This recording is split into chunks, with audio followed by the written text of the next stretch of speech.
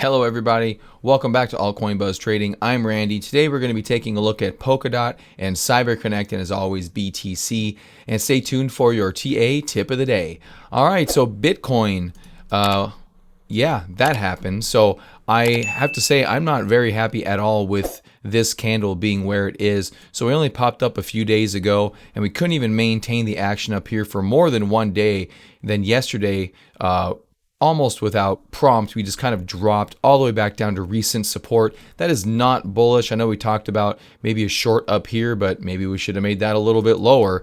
I don't know. Sometimes these plans don't work out.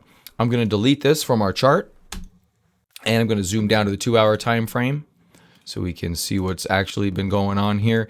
Something interesting I mentioned yesterday, I kind of likened, this whole structure here to this structure a little bit. And I didn't quite realize that it would almost be an exact mimic of it. Sometimes that happens though. But just I really, really don't like the fact that this dropped down this dramatically. This was a good up move on some really good fundamental news, right? The SEC and Grayscale finally settled, and Grayscale won. They're going to do those Bitcoin ETFs, right? Woohoo! We should be celebrating, but we're not. They took that opportunity to run up the price, let people get their fill, and they sold off. And they couldn't hold it up. They couldn't not sell into that price lifting, and that's not a bullish thing by any stretch of the imagination. So in my estimation, this thing will likely move down larger and sooner rather than later. I don't know what that means in terms of time scale for you. Nobody does, but maybe next week. I don't know, but it seems somewhat likely. So what could the trade be right now? Well, let's go back to the daily time frame. We'll hit up our short trade yet again. And you know what? First, let's go ahead and place our target. I'm just going to do a simple measured move again. Just a simple measured move for something like this. Make sure I get that right. So let's place our target here of about 12.7%. And I'm actually going to dig back down to the 2-hour time frame. Now, as we've been doing in terms of placing our stops, it's hard to give you great stops a good amount of the time before we have a definitive high or low to trade off of, such as this scenario, right? It's hard to know if we're going to pop up again, but actually, if you kind of look where this is, I'm lined up a little bit with this prior high in the middle of this, of the left kind of side consolidation. So we'll leave it here for right now. But if we start to roll over and undercutting these lows here, you can clearly see there's a good bit of support here. We do have some movement beneath of it here, and even this wick, but you can let that go and just say this is our general support zone. If we start living underneath here, in other words, having multiple price bars, this is not living underneath it. It's kind of the same trend that pops us back up. You have to stay underneath here for a longer period of time, and then your stop could be lower. So say that happens today, and I'm just going to throw that out there because I've been in the market for almost this entire candle, and it used to be really green, and now it's not. So let's just play devil's advocate and say that the market rolls over here. You could put your stop here, all right, even for this larger trade. But keep in mind, it has to trigger. And the reason this middle line is here is because you're not really entering until the breakdown. If you want to make this your breakdown point, you do take the risk of being stopped out. And one thing it does do for you, though, is it does mitigate your risk a little bit. If you want to do this, it's very aggressive. If you're new to trading, I really don't recommend this. Mainly because, I mean, look, it's already been played with so many times. You would have had, one, well, you probably wouldn't have drawn the line over here, but you would have had many failed trades over there, and you would have been stopped out for that 1.35% multiple times. So may as well just, give yourself a little bit of breathing room here. And that gives you a 3.85% risk reward. And one thing we have on our side, if you are looking to short Bitcoin, is the fact that we already have this failed high behind us, right? When you look at these charts and the breakdowns, there's always a failed high somewhere. So this last breakdown, we had a failed high here. Now this one took about a week for us to finally drop, and then it finally dropped. And we could be in for a similar scenario here. I just mentioned I don't know how long this is going to take, and I truly don't. But the momentum does appear to be with the bears in this instance, okay? So when we're in these flat scenarios like this, there's always some kind of a failed high before you roll over. In other words, the people that do this every day that are really good at this look for these signatures to say, okay, there's just no accumulation left and we just have to sell our positions. And then they end up selling positions and taking the market with them. So I think this is a potential trade. Right now I wouldn't put I would put the stop here if it rolled over immediately. But if we do have a pop up, you want to move this stop appropriately with that. And then at that time, and maybe we'll discuss it later. If it's over the weekend, we won't. I'm not doing this on weekends. But if we do pop up a little bit and you form some type of something up here, you could move this up, just depending on how it plays out. Okay, but right now this is the trade: 3.23% if it rolls over and doesn't play up in the highs there. Okay. All right, so there's that. We were looking to short Bitcoin earlier, didn't quite get as high. That means it is not as bullish. So we're playing with this trade still. All right, next up, ticker Cyber. Name of that one is Cyberconnect. And this is the one we looked at yesterday, the ICO. And I talked about heavy volume stepping in as we try to go higher here. And we actually got that. I didn't have any trade set up for you guys. I don't think it's really major tradable thing that I think I can show you. But we didn't fully take out the highs of this, right? And so I think for the time being, we're stuck in this channel. And how you would trade a channel like this is you would buy the lows and sell the highs. But this is really good volume. I do think this does have some additional room to go. When you get these bursts of volume coming in, and let me draw it out for you right there, okay? So if you notice, we had a volume declination here, give or take. Obviously, there's one big like skyscraper worth of volume. But if you even go with these other volumes, right? I'm going to hit this area. I'm going to hit this one. I'm going to hit this one. I'm going to hit this one. Really no way to zoom in on that, unfortunately. But you kind of get the point here. If I do this, our volume's declining. We're consolidating. And then we break out and our volume gets big again. That's good. That means that the trend is coming in and the direction is with the direction of the volume and the price in this instance, right? So now what's happening now is we had a volume declination again. Now volume is stepping in yet again, and we're staying bullish. So that's good. As long as volume can remain high, we're probably going to keep running. I don't know exactly how high we can go, but there is one thing starting to develop. Usually these first pops are the better ones. So if this is as big a volume as we're going to get, notice this new volume declination I have. This volume going up should get smaller and smaller. When that volume starts to erode in situations like this, you do want to take profits, because if the volume can't sustain the move, it will collapse under its own weight, kind of like a supernova if you're into, space physics, something like that.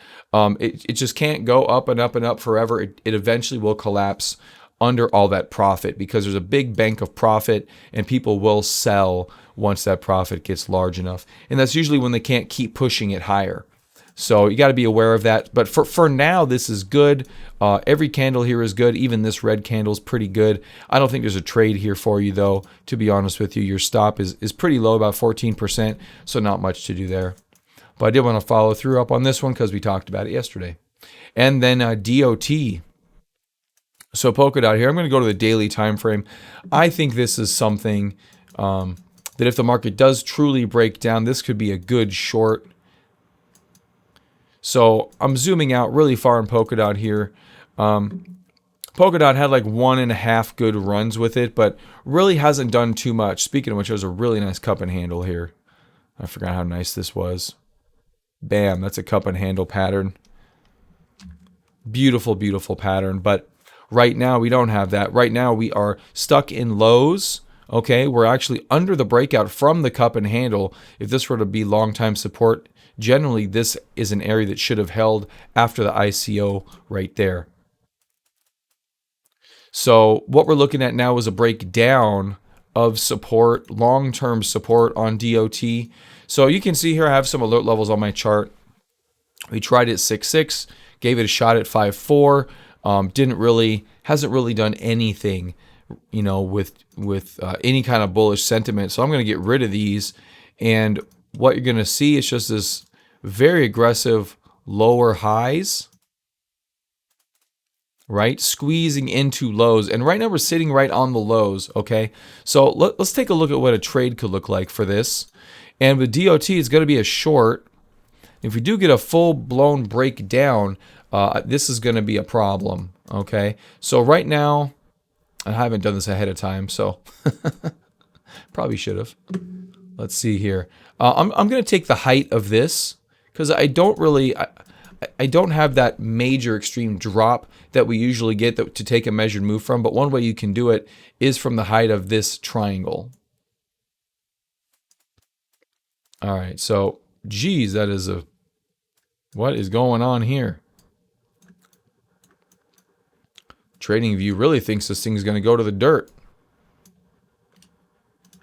All right, so we're going to go ahead and do this. We're going to make our target about 46%.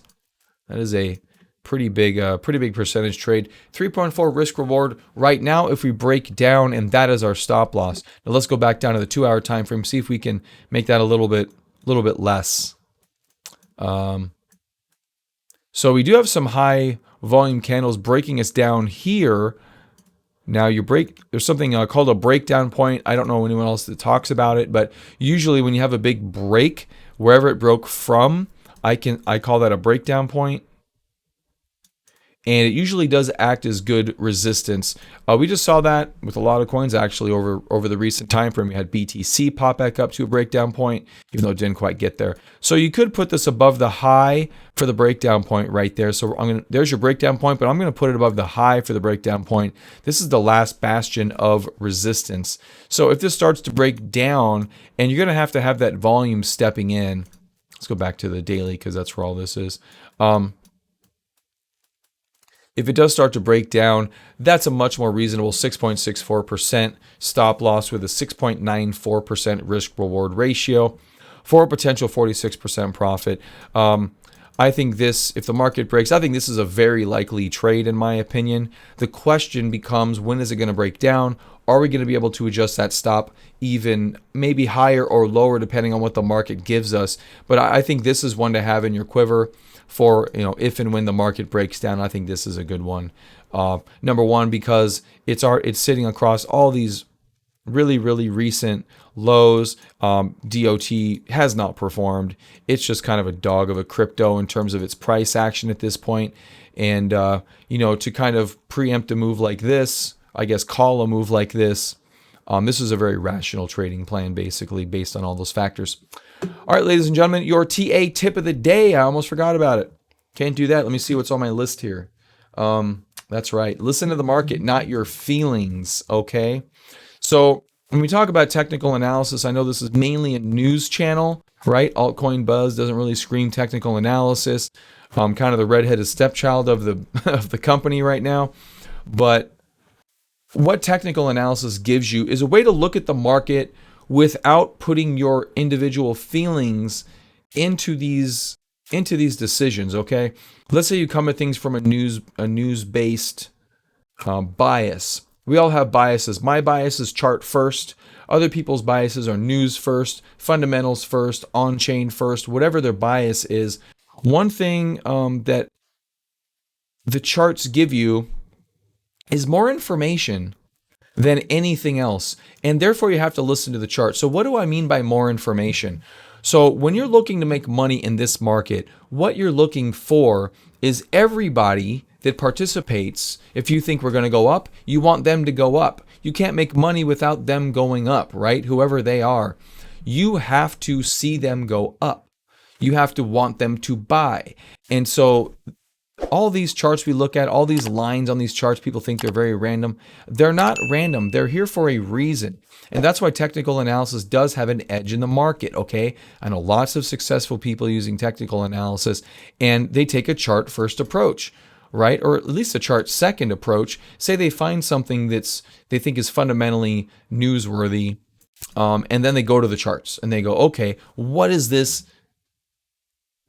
what are the charts telling me about this news article? Let's say a really good news article comes out about DOT today, right? And they go, oh, wow, DOT is getting blah, blah, blah. It's getting support with ABC, integrating with Ethereum, and the market's doing nothing.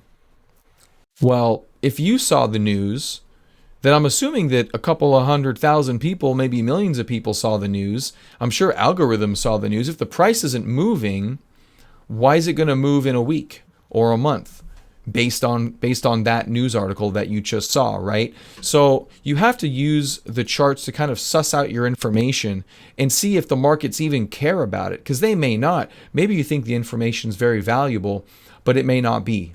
Okay, plenty of circumstances for me where I thought something was good and the chart just died and died and died and died. And I'm like, well, I guess that didn't mean anything. No one cared about that. You can only make money when the market wants to take the asset in the direction you want to trade.